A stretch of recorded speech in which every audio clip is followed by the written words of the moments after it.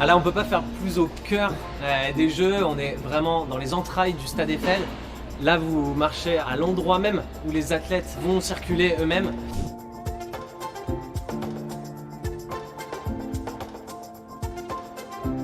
Ici, dans moins de 100 jours, le Champ de Mars laissera la place à un stade éphémère, conçu spécialement pour les Jeux Olympiques. 13 000 spectateurs assis en face de la Dame de Fer, tout en admirant un match de beach volley. Aujourd'hui, vous êtes sur le chantier du stade Tour Eiffel, un site important des Jeux Olympiques et Paralympiques qui va accueillir les épreuves notamment de beach volley pour les Jeux Olympiques et de sissi-foot pour les Jeux Paralympiques. Donc ici, on est devant une des entrées spectateurs, donc on peut déjà se projeter sur la montée dans les gradins. Le stade a une capacité d'environ 13 000 personnes et on a en moyenne 3 à 4 sessions par jour, donc un volume de personnes assez important. On est un des sites les plus importants des Jeux en termes de capacité. La conception du stade a été voulue et pensée pour que les tribunes qui soient du côté de la Tour Eiffel soient volontairement un peu plus basses pour laisser une vue absolument spectaculaire et splendide sur la Tour Eiffel. Alors là, on est vraiment sous la structure qui est déjà bien avancée et on commence à deviner le contour du bac à sable en fait, qui sera l'aire de jeu de beach volley. Donc il faut imaginer que toute cette zone centrale sera remplie de sable, bien évidemment, pour le beach volley.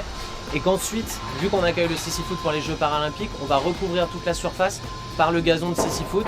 Donc comme vous imaginez, on a encore pas mal de boulot. Et on aura encore du boulot pendant les 2 semaines de transition entre les Jeux Olympiques et les Jeux Paralympiques pour vraiment passer d'un événement à un autre événement avec des enjeux différents, mais toujours la volonté d'en faire une très grande fête et de faire adhérer tout le monde à cette grande fête que seront les Jeux Paralympiques au même titre que les Jeux Olympiques. On a cet ouvrage qui prend forme, c'est très excitant, c'est très gratifiant comme montage et comme challenge de construire ce stade pour ces Jeux qui seront vraiment absolument iconiques. Aussitôt les Jeux Paralympiques terminés, le stade disparaîtra. Alors le démontage commence dès le lendemain des Jeux Paralympiques, encore une fois dans cette démarche de limiter notre emprise et va s'étendre selon les sites et aussi selon les contraintes de libération, va s'étendre jusqu'en septembre-octobre pour libérer le plus vite possible les espaces et en tout cas en priorité les espaces de circulation notamment, qu'elles soient piétonnes ou qu'elles soient véhiculées, et redonner l'espace aux riverains et aux touristes. Des sites iconiques transformés en lieu de compétition, c'est le pari de la capitale. Célébrer les médaillés sur le Champions Park du Trocadéro, encourager les cavaliers dans les somptueux jardins du château de Versailles, ou encore applaudir la compétition de skatepark, place de la Concorde.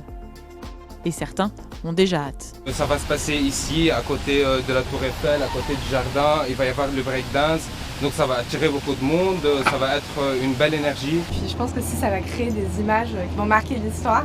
Au total, 7 sites temporaires sont prévus.